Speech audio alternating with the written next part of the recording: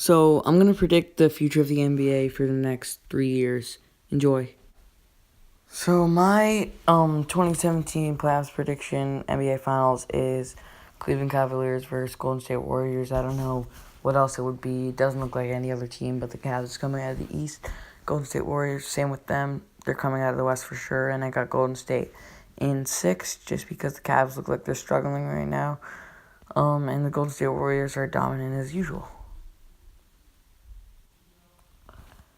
So now we're going to talk about NBA free agency, and right now I think the top free agents are Kevin Durant, Steph Curry, Chris Paul, Blake Griffin, and Gordon Hayward. I see Kevin Durant and Stephen Curry staying with Golden State, Chris Paul going to New Orleans to pair up with DeMarcus Cousins and Anthony Davis, and Blake Griffin going to Oklahoma City because he has a lot of respect for Russell Westbrook, as he has said before, and Gordon Hayward going to Boston to play for his former college coach Brad Stevens, and yeah. Now let's get into the NBA draft. So right now, the top 5 picks of the teams of the top 5 picks look like this: Boston, Phoenix, Los Angeles, 76ers, and Orlando. Orlando being 5, Philadelphia being 4, LA being 3, Phoenix being 2, and Boston being 1. Boston, the number 1 seed in the Eastern Conference, has the number 1 pick because of the Brooklyn trade they got a couple of years back when they traded they've traded Paul Pierce and Kevin Garnett to Brooklyn for a bunch of draft picks and a couple players.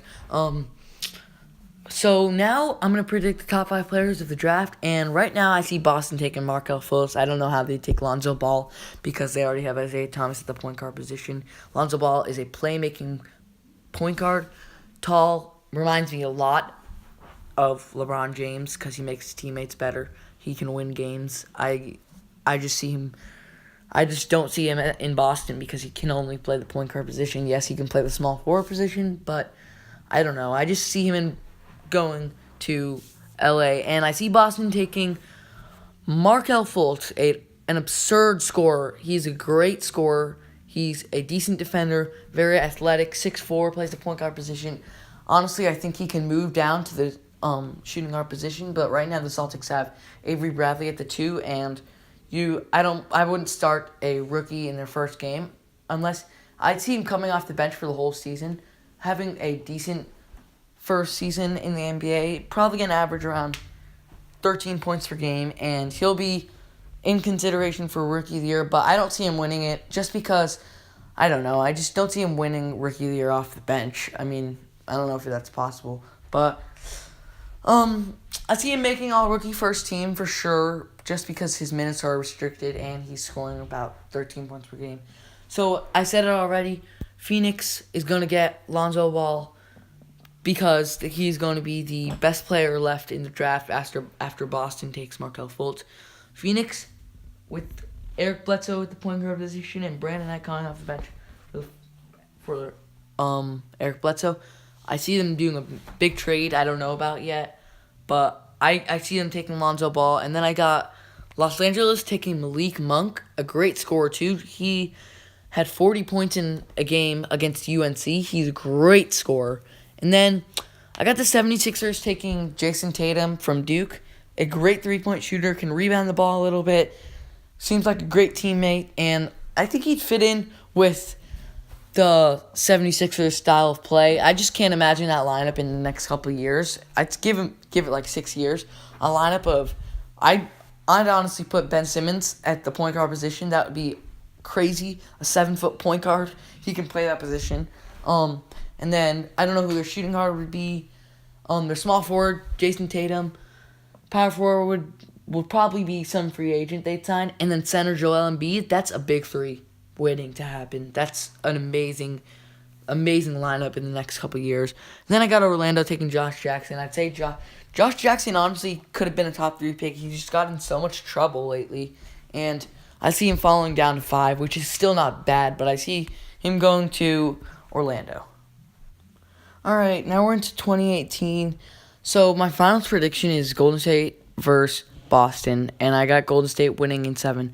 That was pretty hard for me to say that, as I am a Boston Celtics fan. And I am not going to be biased in this video to the Celtics. I think the Celtics will make it there just because they will have, I think, Gordon Hayward, Isaiah Thomas, Al Horford, Markelle Fultz, and a good supporting cast of Jay Crowder and Avery Bradley. So I think the Boston Celtics will make it, and Golden State Warriors, as we all know, have Draymond Green, Klay Thompson, Steph Curry, and Kevin Durant. So now we're going to go into free agency, and the top 5 free agents, in my opinion, are Isaiah Thomas, Paul George, DeMarcus Cousins, Carmelo Anthony, and Russell Westbrook. I think most of these players will stay loyal to their teams, but a couple of them will leave. So I got Isaiah Thomas staying in Boston. Boston's going to pay him some big money as they have a lot of cap room, and they will save that cap room for the 2017 free agency just to re-sign Isaiah.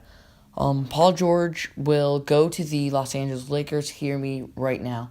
Magic Johnson will recruit him, and he will want to go to LA. He's shown interest in going to LA, and I think he'll go there. DeMarcus Cousins will stay in New Orleans. They'll give him a big contract to stay with CP3 and Anthony Davis. Carmelo will go to the Cavs to pair up with his buddy LeBron, as we all know they're friends. Russell Westbrook is going to be loyal and not make the dumb decision his in quotes, friend Kevin Durant did, and he'll leave to go to the enemy. He won't do that. He'll stay in OKC. So for the draft, I mean, the top 5 picks, I think they're going to be kind of the same, so I'm just going to say that they are the same. And I think they're going to be the same because they all have young players, and I just don't see them being so great in 1 year of play. So since Brooklyn would have the number 1 pick, but their 2018 pick goes to Boston, so Boston takes Michael Porter Jr. out of Missouri. He is a 6'10" small forward who can shoot and grabs a bunch of rebounds. The man had a 50-point, 20-rebound game. And then I got Phoenix taking Mohamed Bamba, the 7-footer. He hasn't decided on a school yet. He's 215 pounds, skinny for his height, plays the center position. And then the Lakers take DeAndre Ayton, big 7-footer center, 250 pounds, going to Arizona right now. And then there's the Philadelphia 76ers, who I don't know, but right now I think there's a young promising player who is named Kevin Knox. He is a small forward, undecided school right now, 6 foot 9 inches, 205 pounds. He can shoot the 3 very well.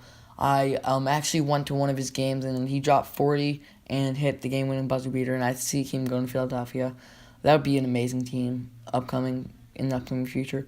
Orlando will take Colin Sexton, 6'2" point guard, 185, quick with the ball, can shoot a little bit, committed to Alabama right now. Now let's move on to the 2019 season.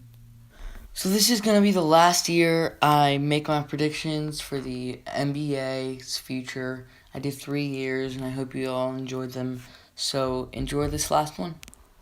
Now, this is the part where a lot of you are going to start judging me. My NBA Finals prediction, I don't know why, but I just have a good feeling about Los Angeles Lakers. I got them and the Cavs in the NBA Finals, and the Cavs winning 5. I got the Cavs in the Finals because they have Melo and an aging LeBron James. Both of them are already aging. Well, LeBron's not aging right now, but Melo clearly is. And they're both going to age in the 2019 NBA season. But I just don't know how you can go against Melo, LeBron, Kevin Love, and Kyrie Irving. I just see them in the finals beating out Boston. And then I got Los Angeles with a Paul George-led team with a bunch of promising young players right now, such as D'Angelo Russell, Larry Nance Jr., Julius Randle, Brandon Ingram. I don't know. I just see them all developing in the next 2 years. And I don't know. Paul George is a great player to learn from. Of course, coming off that injury, he's just a great person to learn under.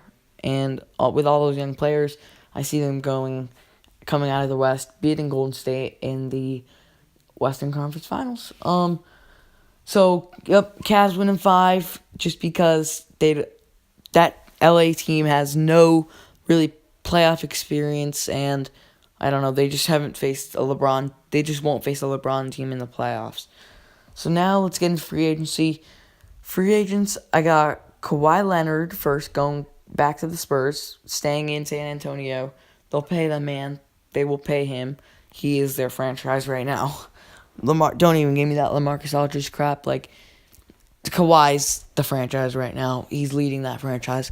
Yeah, LaMarcus is helping. He's averaging like 18 in the 2017 NBA season. That's great, but Kawhi's carrying, in my opinion.